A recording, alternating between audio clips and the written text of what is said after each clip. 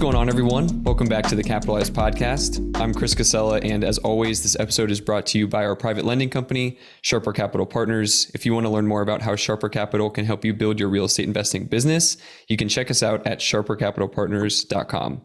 Today, I'm super excited. I'm here today with Tommy Harr, and Tommy is a home inspector turned real estate investor who owns 65 units totaling $15 million. And he's done over 250 off-market real estate deals since starting in real estate full-time. He's teaching the real side of real estate through his real side community, which is the no-fluff way to gain freedom through real estate investing. He's a wealth of knowledge. Tommy, thanks so much for being here. Thanks, man. I appreciate it. Super excited to share my story. Awesome. So let's just start at the beginning here. Like I said in the intro, you are a real estate inspector turned full-time investor. So when you graduated, going all the way back, how did you make the decision? I know this, some other people might not know, but your dad was a home inspector as well. How did you make the decision after graduating school to become a home inspector and to join your dad's business? Sure. Yeah. I mean, I took the traditional route of going to college, went to University of Dayton in Ohio, nice school, but always knew I didn't really want to do the regular route. I'm one of 5 kids as well, too. So I always worked with my dad. I'm the oldest boy too. So I always worked with my dad growing up. He was an entrepreneur. Like you said, he owns a home inspection company. He owns a franchise here in Columbus. And growing up, he also owned a property preservation company. So when 08, 09 happened and all the banks were foreclosing on everything, we were the people coming in, boarding the houses up, mowing the lawns, winterizing the houses, doing the dirty work. And that's what I did from the time I was like 13 to 18. So was always kind of his right-hand man. He had like 60 employees, and I was always working for him in the summers. So I was like, oh, I'm just going to go work with my dad, for my dad, in whatever way, shape, or form, because that's what I know. And it seems cool to be able to work with your dad. So that was kind of the transition, and just jumped right in right after college. And so what actually goes into, so you became a home inspector, what actually goes into becoming a home inspector? It's something that I know I've taken for granted. And then I learned back, a few months ago, all that goes into becoming an appraiser, and it blew my mind. It's ridiculous. It's crazy. So what goes into becoming a home inspector? Yeah. So, I mean, I took the less traditional route, I would call it. I like to call it like the apprentice model. So my dad's been doing it for so long in Ohio, right when I joined. So I graduated college when I was 22. I'm now 28. So at that time, there was still no legalities around being a home inspector. So you did not have to be licensed at the time. And the same way for 20 years for my dad before that. So basically at that time, all you had to do was slap a ladder in your truck and put a Craigslist ad out there and say you're a home inspector. Now we obviously did it differently, but there's national certifications. So ASHI or INTERNACHI. Those are like the SOPs and guidelines you go by. And you get licensed through there. You kind of just like pay dues every year and you get licensed that way. But I took the apprenticeship model from my dad, basically followed him around for 2 years, and he would point stuff out, he would do things, and I would learn that way. So as licensure came probably 3 years ago or 4 years ago, you had to have, you could get grandfathered in at some point. So I got grandfathered in with my dad because I had so many inspections under my belt. I had so many hours under my belt, and didn't even need to take the state test. But now if you go to become a home inspector, you need to pass the national test. And you also need to get like 500 hours of on-site training. You have to do shadowing with people. It's pretty intensive, which is good because as anybody else, like a electrician, a plumber, these skilled trades, they go through the very rigorous things to get their license. I mean, you don't want some Joe Schmo off the street telling you about the biggest purchase of your life. And that's how it was in Ohio for years and years and years. So yeah, that's the path I took.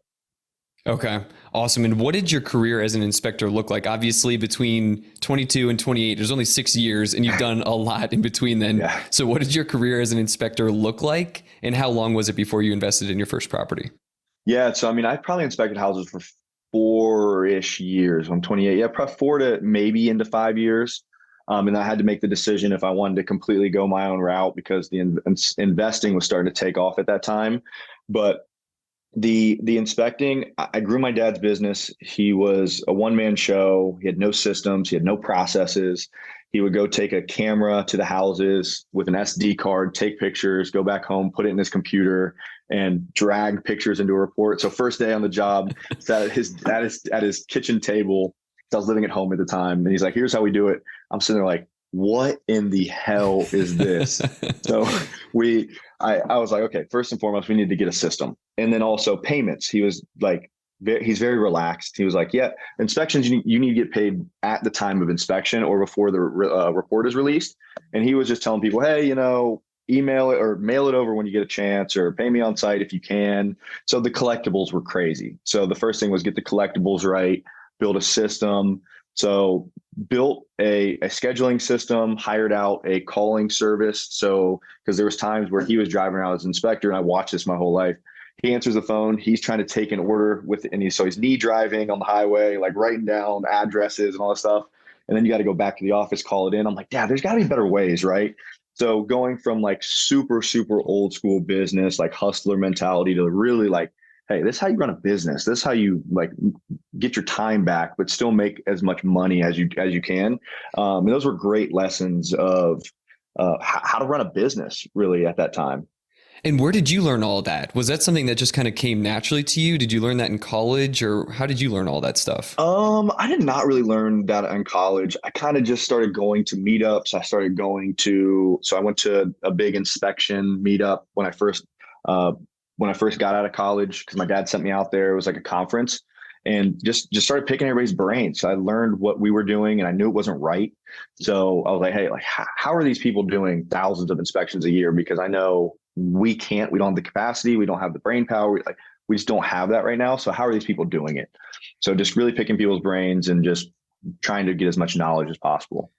Yeah, I think the thing that stands out for me there is the implementation, right? There's so many people, especially in real estate investing, who read all the books, who listen to all the podcasts, who have conversations, and even go to the meetups, but they don't ever take action there. So I think it's really cool to hear that you were going to these meetups and you were learning all that stuff, but you were actually taking it and implementing it into your dad's business. Yeah, I mean, I failed a lot. I mean, that's the thing I always try to teach now is like, hey, learn, implement, fail forward, and learn from it. Like the good thing about my dad is he let me fail, even though he knew some of the things I was trying to implement was wrong. Like, for example, I wanted to, like, my thing was getting on Google. I wanted to we now have like 405 stars. It's great. But in the beginning, I wanted to kind of jumpstart it. So we paid this company to help us get first page, and ended up stealing a lot of money from us and learned that route. But it's just some of the things you learn when you get into business. Can't jumpstart those things. Right. And we're going to have a really good example. I think that's kind of a good segue of learning from mistakes. So when, so when did you decide to invest in your first property, and what made you make that decision? Sure. So the story dates back to really when I was about to graduate college. My uncle called me and he goes, "Hey, Tom," he lives in Chicago. He's a finance guy. He sells financial software. He calls me and says, "Hey, Tom, I know you're somewhat of a hustler. I know you're about to graduate college. I don't know what your plans are, but do you want to invest in real estate with me?" And I was like, I don't know anything about investing in real estate at all. I was getting a finance degree, but I really didn't even know that much. Like, I played soccer in college, so I really wanted to just play soccer and have fun, drink beer with friends, and like never really took school crazy serious. So I was like, I don't know what I want to do. So start going back home, and I was like, no, I'm going to work with my dad. So I go back home and start doing the inspection stuff. And then we start doing draw inspections for banks, which is if you get a hard money loan, we're the ones coming in and ensuring that you get your money from the inspection, making sure the work is done, and we're the liaison between the bank and the person. So I start seeing these people. I start seeing how much money they're making. I'm like, that sounds pretty cool, like what they're doing here. So I call them back and I was like, hey, I'm interested again, but I'm not interested in Chicago. I'm interested in Columbus if you are. So we had a couple conversations, and he was like, all right, let's go for it. So then 6 months later, well, he put me on like Bigger Pockets and Rich Dad Poor Dad, and I started really, really diving into those, changed my mindset, and then was like, all right, let's try and find a property. So after searching and offering on a few properties, we finally found one and locked it in. Were you working with agents to find those properties? Were you doing some sort of off-market stuff, or how are you kind of sourcing your deals for the first one? Right. I was kind of doing a mix of everything at the time, like a couple real estate agents. I mean, you just don't really know what you're looking for at the time, and you don't really know what's going to stick. And I remember just like kind of trying to throw arrows at the wall and seeing if anything was going to stick for me. So this one was actually found through my contractor that I met during those draw inspections. So I was like, hey, if you find any properties, let me know. I'll use you as well. So he called me about this house and it was going to auction. So it was an auction property. Ended up buying it. And at the same time, I'd sent out some mailers and was learning about wholesaling. It was kind of all happening at once. And that was the first thing that stuck was that property. Okay. Yeah. And I think that's one of the things that can become so overwhelming for people who are looking for their first deal is exactly like you said, they don't know exactly what they're looking for because they have no frame of reference. They don't have any history or experience to base it off of. And that's one of the things I think that makes it so difficult for people to get started. But another piece here is that, like you said, you kind of were in the realm of real estate already. You were already meeting contractors. You were already potentially meeting, I don't know about this for sure, but you're potentially meeting wholesalers and you had your uncle who's involved in the finance piece, but you were kind of taking all that stuff and putting it together, which I think, that's one of the questions that a lot of people have, right? Is how do I put all these pieces together to make this thing work? Yeah. I mean, you just got to really kind of, there's just so many things you can learn in real estate, like wholesaling, and then you learn about flipping, and then you want to buy and hold. And it's just like, okay, get good at one thing, learn it like the back of your hand, and implement it as you do it. And then at the same time, figure out some sort of realistic buy box for yourself.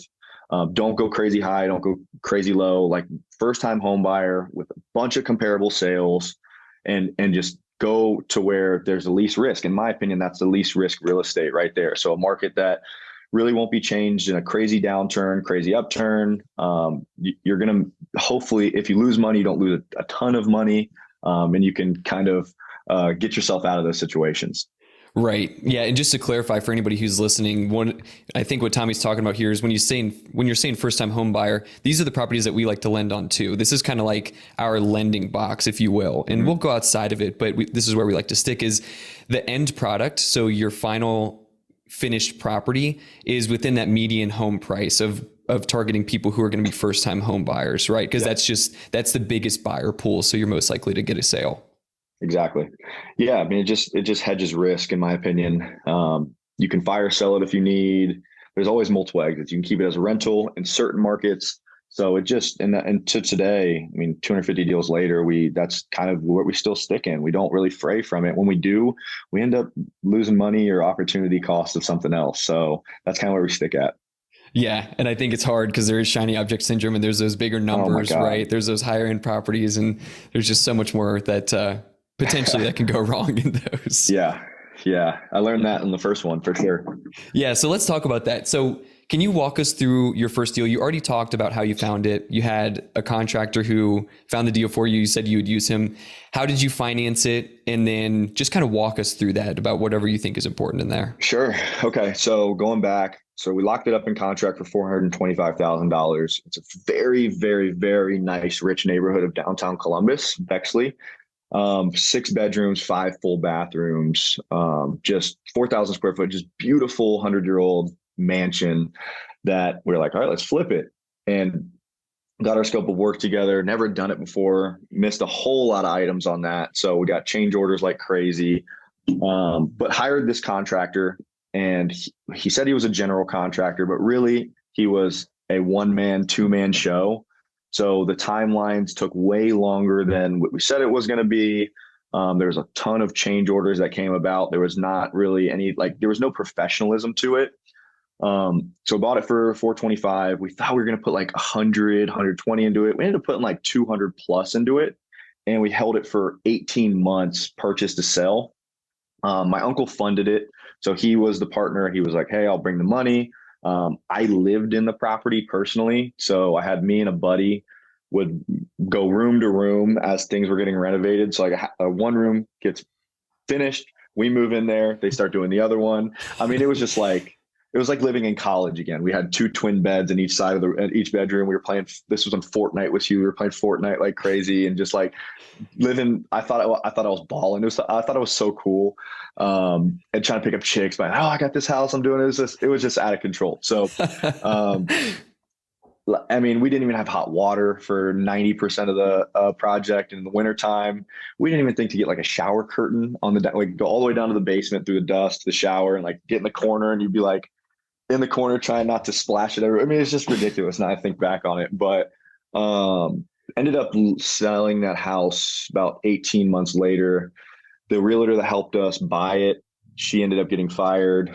She was a family friend. My mom got her realtor's license at that time too and was supposed to sell it. Um, my uncle said no to her, which is his sister, and ended up hiring another guy. So our ARV we thought was like 850. It ended up selling for 710. So the ARV was way overshot. The timelines were way longer, and the rehab went on higher. So the holding costs and the money, it just all was blown out of proportion in the wrong way. So ended up losing 100 grand on that deal with my uncle. Now I always preface say like that most in all of it was not my own money. Now my accounting was really bad, so I probably had some of my own money in there, but it was 16, 18 months of my time in that house, living, doing a lot of the grunt work and just trying to figure it out. So yeah, man, it was a great learning experience. No kidding. That's crazy to hear about. And I'm thinking back to even more towards the beginning of that deal. So you were mentioning a lot of change orders. So can you kind of tell us how you, and I'm sure it's much, much different now, but how were you building out the scope of work for that first project, especially on such a giant project? And then what were some of the things that, like more specifically, that changed along the way? Yeah. So we were leaning on this contractor for a lot of things, and expertise was one of them. So we kind of just went for his scope of work and we just walked through it. He built it. So there were a lot of things that either he purposely left out or he just wasn't competent enough. So like, for example, we renovate the bathroom and trim was left out, like baseboard and round doors. Like, well, that's going to be a change order. And then as far as change orders went, we went probably a little too high end on the finishes. We put like marble in every bathroom, whereas we probably should have went ceramic, 3x6 subway, a little more, less high end. So those were change orders that added to the budget. And then the kitchen, we had a plan. And then my uncle was like, hey, we need to go even more high end. So we went with custom cabinets and marble countertop, like just went really kind of balls to the wall on that stuff. So that added a bunch to the budget, timelines, all that stuff. This deal is, honestly, I feel like if you think about the spectrum here, it's kind of like worst case scenario. Like you're going high end on your first flip, you're borrowing money from your family, you got a contractor who kind of oversold his capabilities. Sure. And potentially, as I'm kind of thinking through this, he might have picked that project because he's like, oh, I can build a living crap out of this. I'm going to pick a higher end deal. Could be wrong there. But so it's kind of worst case scenario. As you kind of reach the end there, what were some of the ramifications of this deal? How did it kind of play out? And then what made you keep going after your first one being kind of a nightmare? Yeah. Yeah, I mean, a lot of things. So as the end came, like me and my uncle pretty much fell out. So we were partners. And at the end, he was starting to talk to me like I was a lesser. And I mean, we all have egos. And I was like, man, I'm not going to talk to me like that. So he kind of took over the project at the very end. And I was just, I moved back in at my parents' house and I was like, you know what? I've listened to so many Bigger Pockets episodes. I've heard too many. I've just heard way too many success stories. And I also come from a sports background. So at one point in my life, I was a top 150 recruit in the nation going into college for soccer, went Division I, had a ton of injuries. And I look at those as the same thing as business. So like setbacks, but if you let it end you, then you're just done. So there was no quitting in my opinion. It was just, okay, how can I learn from that and move on? So right when we were about to finish that project, my dad was still doing a little bit of property preservation. I think he had his last house that he was doing in a great little neighborhood in Columbus. My friend that was living with me, he's actually from the Netherlands. He was in between jobs. He was cleaning out the house for my dad. And I walked it and I was like, because I've been learning still from when we started that house to the end, I never stopped listening to the podcast. I never stopped like educating myself. So I was like, okay, what am I doing wrong? What do I have to still be looking for? So this house popped up and I go to my dad. I'm like, hey dad, this could be a good rental property. It depends on what it comes up for, but it's a basic 3-bed, 1-bath with a garage, detached garage, basement. And for those property preservation houses, we knew the agent they go to. So the bank hires one agent. His name is Jay. I was like, hey, if Jay gets this property and it's about like around 80 grand, we should probably buy this thing. And he was like, okay, whatever, Tom. Like he saw me lose my ass that whole time. So he's like, all right, whatever. So sure enough, the house pops up for $85,000. And I was like, Dad, you should buy this. So he liquidates his 401k, buys it. And I don't have any ownership in it, but I renovated it. I sanded the floors. I did the painting. I did some of the cabinet stuff. Um, and it's one of the best rental properties they have. I learned how to renovate. I learned how to renovate more. I learned how to lease it, all from really bigger pockets, just listening and implementing. And then failing on the way. I got lucky with that tenant. He's still in this house today. He's probably been there 5 years, 4 or 5 years. And the house is probably worth around 200,000. They owe probably 90 on it. It rents for like 1,400. Their note's probably like 800. So great rental property. I mean, just home run, single family house. And then that gave me the confidence to be like, okay, like I do know what I'm doing somewhat. I'm not like completely in over my head. So then after that, I helped them buy like 4 more rental properties within that calendar year.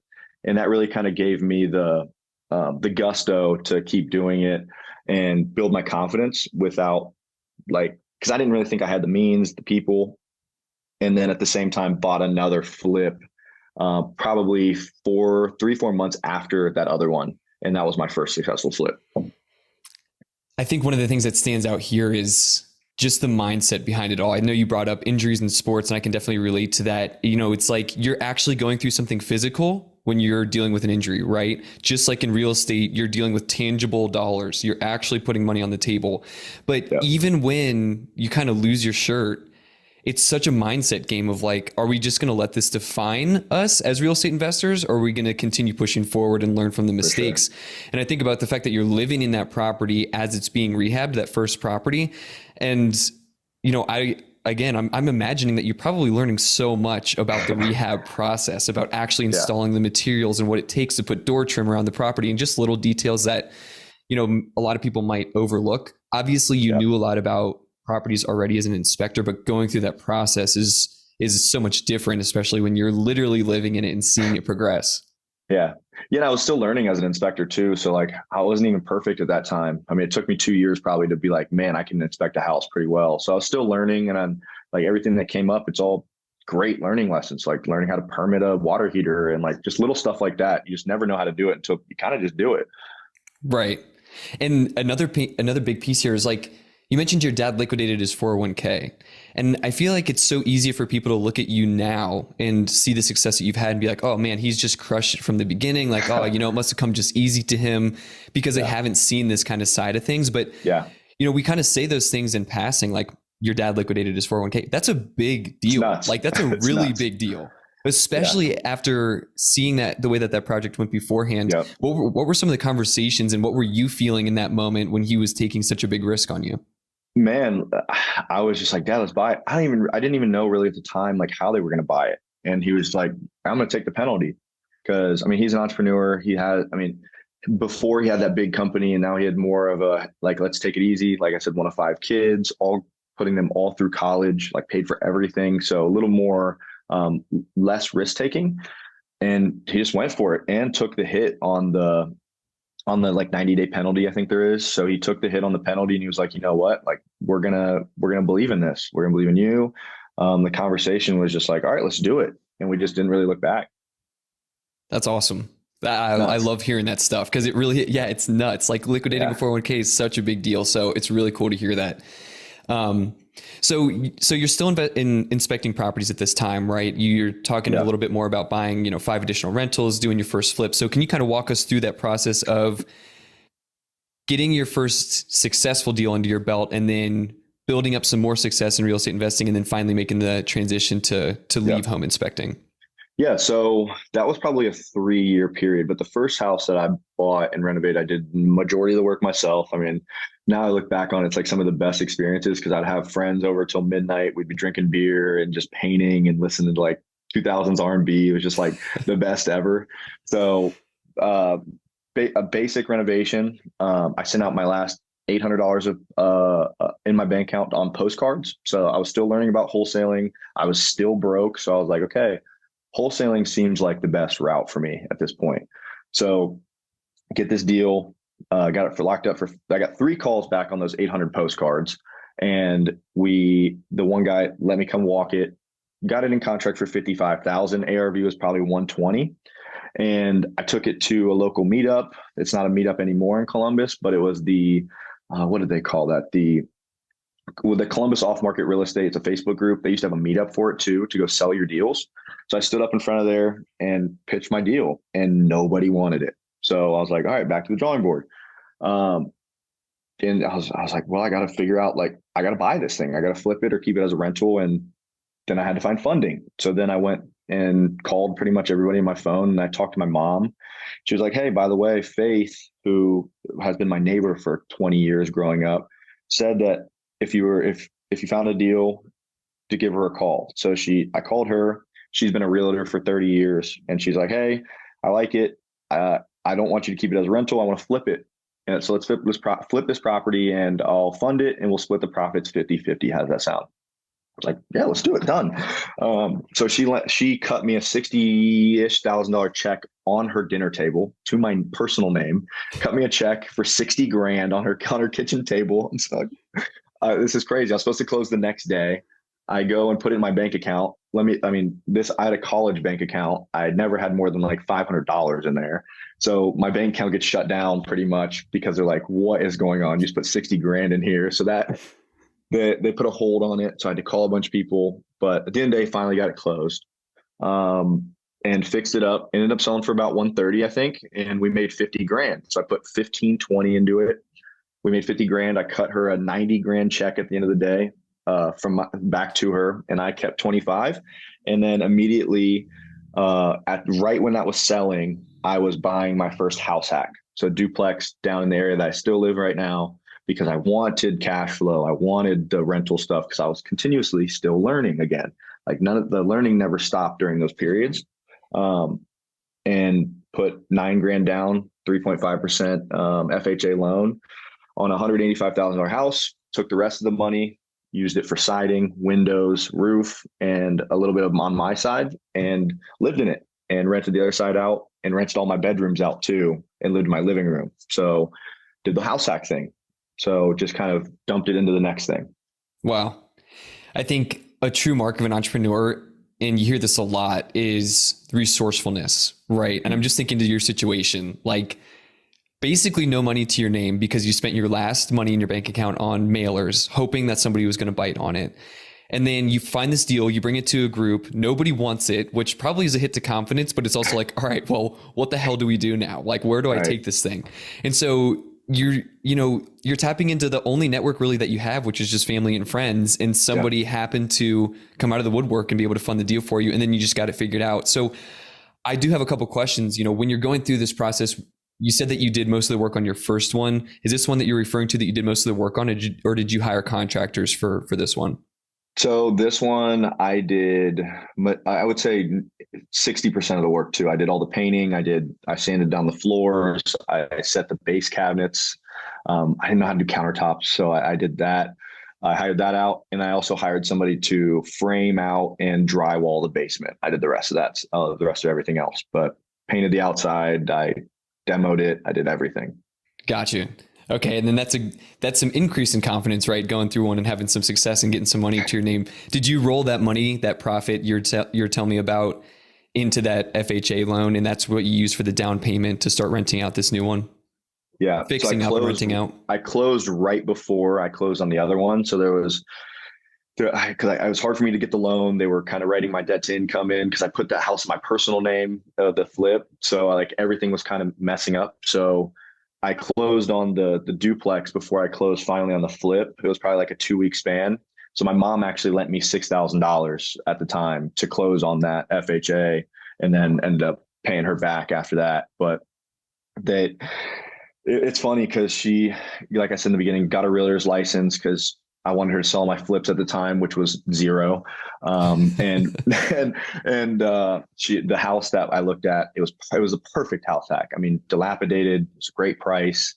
One side was already rented, and I could renovate my side, sweat equity. I'm like, this is exactly what I've heard on Bigger Pockets. Like, I need this house. And she was like, you're not living in that area. That area is terrible, blah, blah. And now, like 4 years later, it's Marion Village. It's very up and coming. House is probably worth $350,000 at this point. Just like a fantastic first buy and hold investment. So it's just like truly believing in the education that you've like just completely overwhelmed and obsessed yourself with, and just going all in, even if somebody tells you not to. And just to kind of tell you where my mom's at now, she quit her job of 30 years teaching. I'm a high school math teacher. She sells all my real estate. She'll probably do 100 transactions this year. She runs 25 of my Airbnbs, and she's semi-retired now. So she is all in with me and my company as well.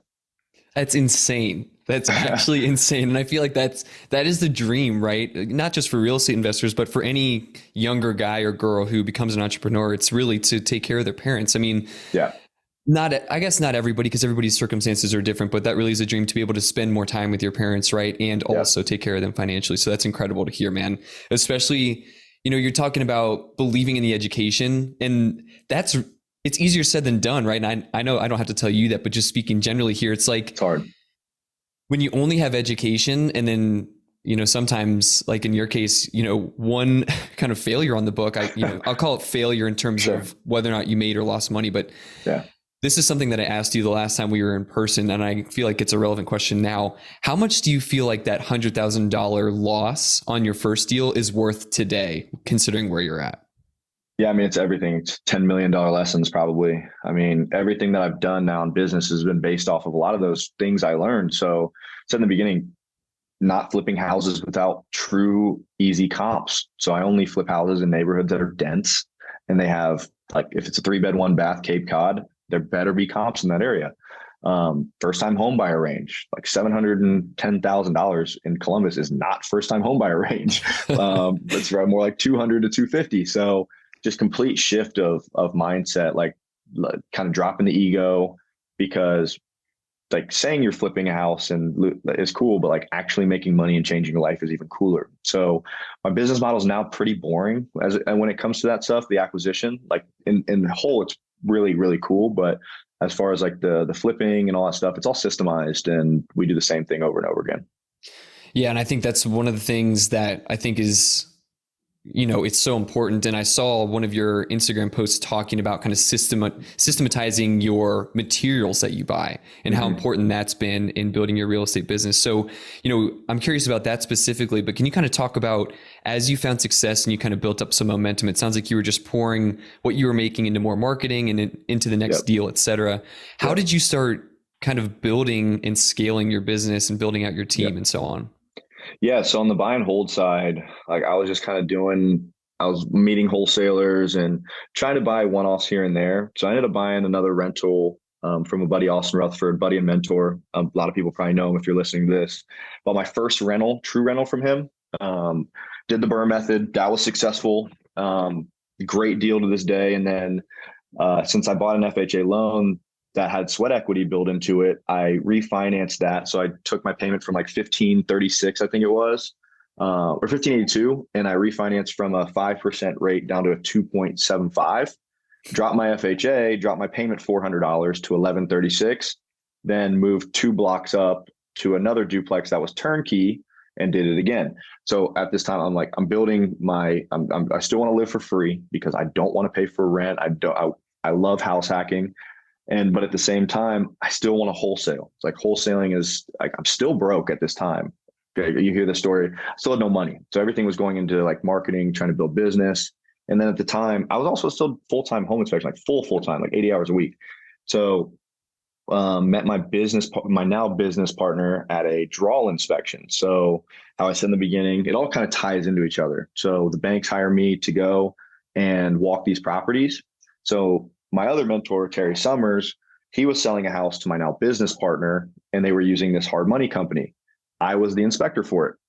Terry was 30 minutes late because he was hungover. I tell the story all the time. He was hungover. He was late. And again, gave me 30 minutes to just kind of shoot the shit with this random guy.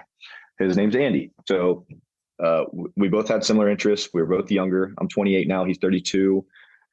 He had just quit his job he was a sales manager at Nissan. So he just took the entrepreneurial leap. He was trying to wholesale full time, not getting crazy traction. I wasn't getting crazy traction.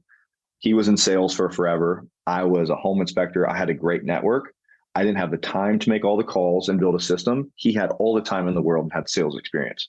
So we started just texting. We're like, you know what, let's just wholesale together. So boom, we come together. And then within probably 3 to 6 months, we'd done 15, 20 wholesale deals together, just like exploded. So I was doing, so at the time, the easiest type of marketing, which was texting. So I was using Lead Sherpa at the time, if you know what that is. That was kind of the big texting platform that came out first. And he looked at it, was like, dude, I can get so many deals out of this. Just like, give it to me. And so we did it, and we just boom, blew up from there. And now we're 3.5, 4 years into the business together, full time. We've done probably 150 wholesale deals, pure wholesales, and then another 100 off market from our own marketing from that. Jeez. Yeah. It's like, one of the cliches that I hear a lot is you can go fast alone, but you can go far together. And so something that's, it's so damn true. It's so damn true.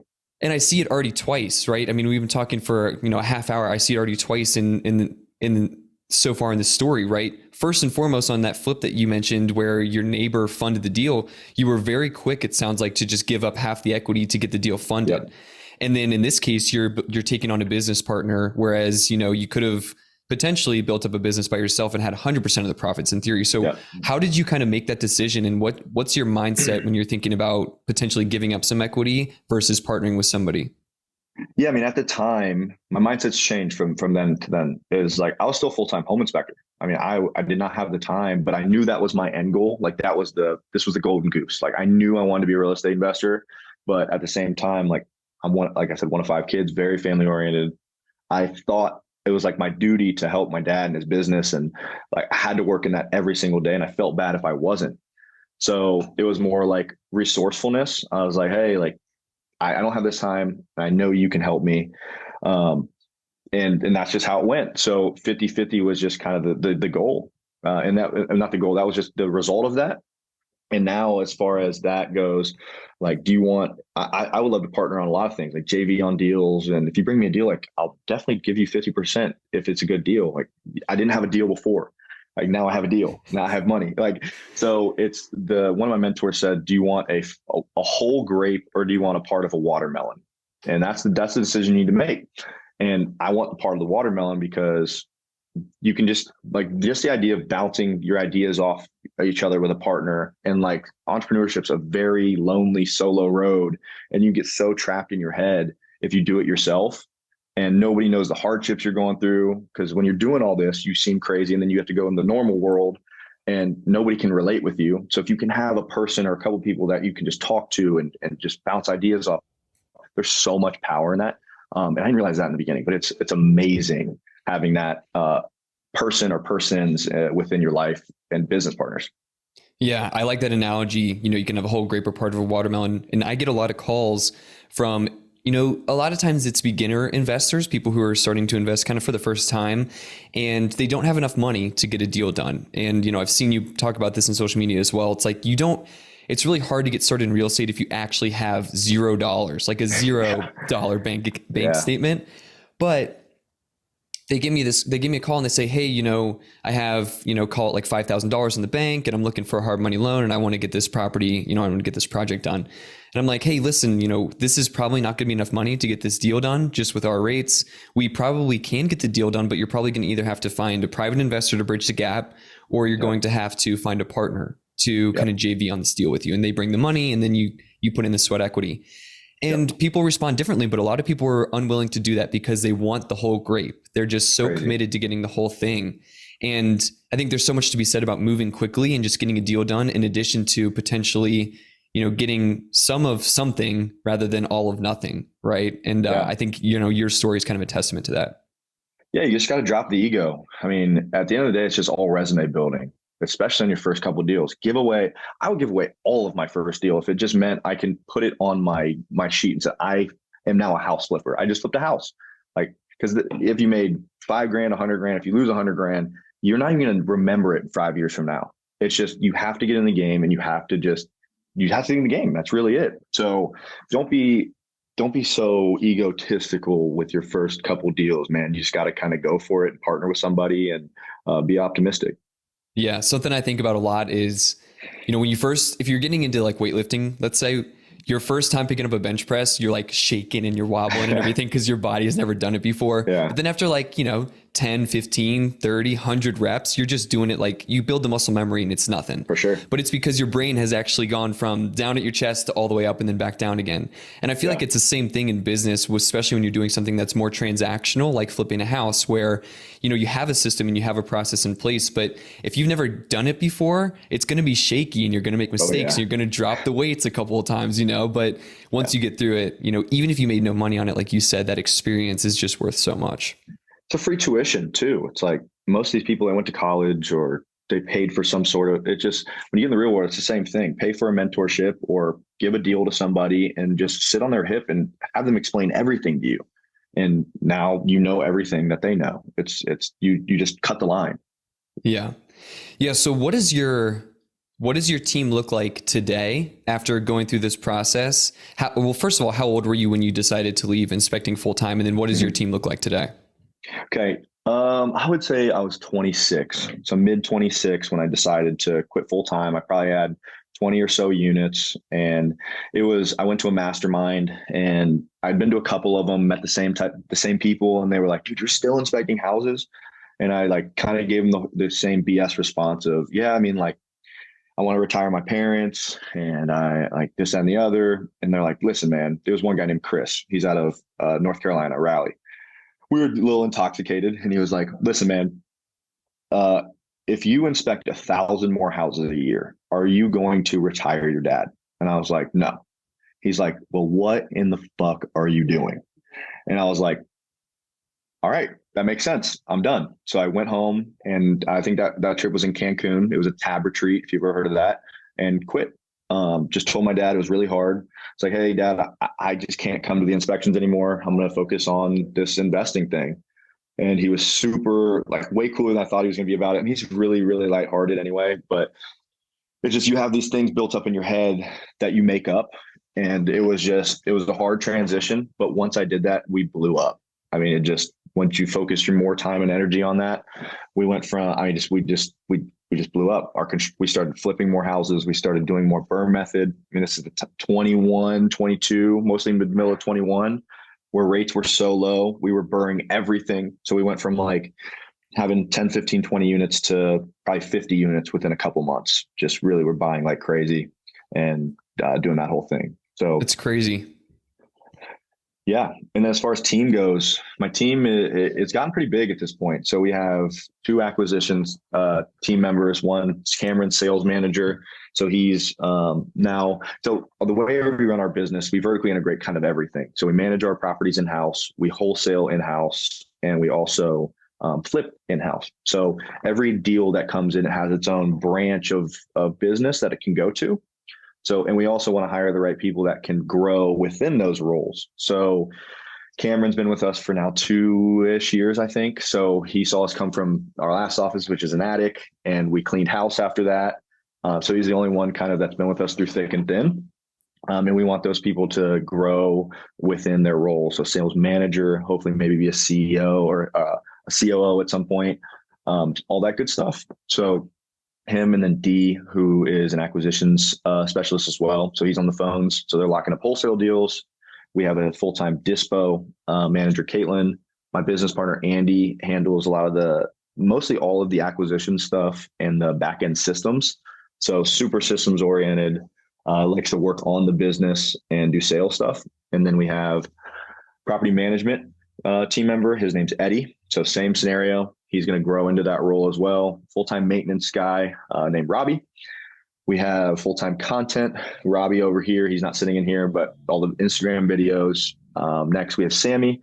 She's our full-time admin and transaction coordinator. So I'm about as disorganized and scatterbrained as they come. So she kind of pulls that all together. Daniel, he's our project manager. He's 20, just bought his first house hack like 2 weeks ago. At 20, dropped out of college to join our team. So he's been crushing it. And then lastly, my little brother just joined us. So just kind of keeping it all in the business. And then my mom, so like I said, sells all my real estate. She runs the Airbnb company, all that good stuff. So team's grown and it's exciting. That's awesome. That's super cool to hear. And it's cool that you're getting to help people, realize their dreams, like that 20-year-old that you were talking about. I think you said Daniel, he dropped out of college, got his first house hack at 20, which is crazy. It's You crazy. and I know a mutual friend as well who's 21. He's absolutely crushing it, flipping deals. He's got some rentals under his belt. I won't name them here, but what is your, I want to talk about your community in just a sec before we wrap up the real side of real Sure. estate. But before we get into that, I have two quick questions for you. One, what is your financing looked like, and how has it evolved over time from that very first, deal that you were talking about with your uncle and then with your neighbor? Yep. So basically what we would call private financing, private Yep. funding. And then how did that evolve as you started to scale, and then where you are now? Because obviously you have a big real estate following on Instagram. It's like 72,000 followers, Yeah. which is crazy. Shout out to Robbie Yeah. for that. Yeah. And It's been nuts. obviously. So how has it evolved, the financing piece for your acquisitions? How has it evolved? Yeah. So, I mean, on the social media side, Robbie joined us about 6 months ago. We're in, what is it? June 12th. I get married in 10 days, by the way. So Let's June go. 12th, Congrats. he joined us in, I think it was November. I had 4,000 followers on Instagram, and now we're at like 72, 75, whatever it is. It's growing like hundreds by the day, which is insane. But it's just a testament of like kind of going all in on somebody. He quit his factory job of 12 years, probably the best photographer in Columbus. And he just was, he never really made the jump. And I was like, once again, a little intoxicated. I was like, after one of our events, the Elevate events, I was like, yo, join the team. Like, it'll be great. So that's a side story. But as far as financing goes, man, so once again, bigger pockets, they always talk about private money, private money, private money. And then people like Austin Rutherford and these other guys talking about private money. So I'm like, figure out how to get this private money. So started trying to build relationships. Being a home inspector really, really helped, because it gave me that extra layer of safety for I would say these investors. But it started out like trying to find people with 20, 30, 40, 50 grand, using in second position with hard money. So did a decent amount of hard money in the beginning, and then documenting everything I did. So on Instagram, posting my stories. Like if you follow me now, I've been doing that for 5 years, just walking in houses, just talking about things, just giving good advice to people. And people are watching at all times. Like you don't think they are, but everybody is always watching, especially nowadays. So just being candid and being yourself and not sugarcoating things, it's helped me out crazy. So now I fund everything with private money, 99.9%. I think we have access to about $10 million at any time. And we're doing deals with that. So really kind of using none of our own money. I always say like kind of, because there's always the scenarios where you go over budget, or you have to bring money to a refi, or it's just, that's the, like I said, the real side of real estate before. But yeah, majority of private money, and just, you got to start slow with that stuff. So if you take anything out of that, start with one person. Don't be afraid to give away equity. Don't be afraid to give away half the deal. Document that journey. Talk about the hardships. Hopefully you make money. You don't have to show the check. You don't have to show all that, but just show you're doing well. And over time, if you're doing that for 5 years, you have to be doing something right. So if you've been doing it for 5 years, you're like, you can't be a dummy. Like they have to be like, well, Tom's still doing that. He's got to be at least staying afloat. So it gives you a little bit, like, it's just it's time and consistency. It's like anything else. Right. Yeah. And so now you're building a community called the Real Side of Real Estate, right? Can you talk Yep. a little bit about that? What's your goal with the Real Side, and why did you decide to build it? Yeah. So, man, I started the Real Side of Real Estate because once again, the internet, and you just kind of go onto people's pages, these big gurus, and they're just not sharing the full side of what it's like to invest. A lot of it's money grabby. A lot of it's very like, get in my program and you'll learn it. It's like, okay, one, I'm going to share everything with everybody. I'm going to share the wins. I'm going to share the losses. And people love the losses more than they like the wins, because they're like, man, this is so refreshing. So I was like, I started just after the videos being like, and that's the real side of real estate. So actually teaching about houses, actually teaching about the financing, actually teaching about like the hardships of entrepreneurship. It's just something that's not out there. So the community is for people that want to join, that are tired of like listening to kind of half-assed gurus just trying to money grab, and get around other entrepreneurs and real estate investors that want the same thing. So It's a private Slack channel where you can, my whole team's integrated in it, and you can just ask questions all day, every day in those. And then also with some crash courses on flipping, wholesaling, the Burr method, all that stuff about what we're actually really doing in our business without like making it too, most people are just very theoretical. And this is like, hey, do this, then you do this, then you do this, and this works. It's not always going to be sexy, but it works. Right. I mean, I just think about when you're flipping a house or even when you're renovating a rental, all the different materials that you have to buy. Hopefully you have a great contractor who's going to help you out with that. But if you want to, if you're just getting started and you don't have all these resources at your disposal, you hear people on Bigger Pockets and other podcasts talk about just like the numbers, but what are those numbers actually comprised of? Like, what is it? What kind of trim are you buying? What kind of flooring? What kind of paint do you buy? What colors? And I saw that in one of your videos the other day, and I was like, that's such a small detail in the video, but it's such a big deal for somebody who's actually investing in their first deal. So I find it really refreshing to follow your page and to follow your channel as well. I appreciate that. Yeah. I mean, I remember just going in and like, I didn't even, what's paint sheen? Like, how do you figure out what do you put on the walls? Like, yeah, like eggshell on the walls, semi-gloss on the trim, flat on the ceiling, like little stuff that you would never guess if you're just getting started. Yeah. Like, okay, what is LVP? And then, okay, what is shoe mold? Like all these things that now are normal. I try to put myself back 5 years. I'm like, that's the stuff people need to learn. And it's all so damn important. So mixing that in with expert stuff like high level wholesaling, high level property management, high level Burr method, all that stuff. So it's for experts and it's for beginners. Awesome. And where can people go to find the real side of real estate? Where can they go to find more about that and to sign up if they want to? Absolutely. Yeah. So you can go to TommyHarr.com. That'll give you kind of everything there. And then it'll be my Instagram. So my Instagram's TommyHarr05. And that's where pretty much you'll see everything. I've dedicated a lot of time, a lot of money, a lot of effort into the Instagram. So I love feedback. Let me know if you like it, if you hate it. I appreciate the feedback either way. Awesome. Before we get out of here, I have two quick questions for you. So one is, if you could give people one piece of parting advice, specifically for people who are just trying to get started in real estate, what would it be?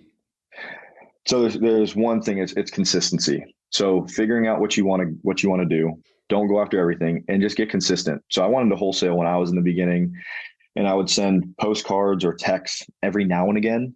And every now and again is not going to cut it. You got to get obsessed and you got to do it every single day. Even if you're not doing it right, you're taking a step in the direction you need to go. So consistency is going to be your best friend in any venture you get into. Awesome. And then for somebody who, from the outside, it might seem like you got it all going on, right? You got all this real estate, you're flipping all these houses, you got a great social media following. How can somebody potentially add value to you today? Man, I get that question a decent amount now. I'm pretty laid back. I'm not bigger or better than anybody. Like if you're in Columbus, Ohio, come to one of my meetups. They're free. Let's have a beer together. Let's talk real estate. But at the same time, I'm a relationship guy. Let's build a relationship, because you never know. Most people are way too transactional in that. They want something immediately out of somebody. I don't really care. Like, let's maybe do business today, but let's do business in the next 3, 4, 5 years. That's what I really like, in building lasting relationships that are not transactional. So that would be what I want from people. Yeah. And I can certainly personally attest to that. I went to one of Tommy's meetups here in Cincinnati not too long ago and just approached him and started having a conversation about stuff that was going on in my business and stuff that I was learning from him as he spoke in front of a larger crowd, and, gave me the time of day, and plenty of other people too. There was a line of people to talk to him, and he gave everybody the respect and attention that they deserve. So I can personally attest to that for sure. Awesome. Well, I appreciate it, man. Yeah, of course. And I'll leave all of Tommy's contact info down in the description below.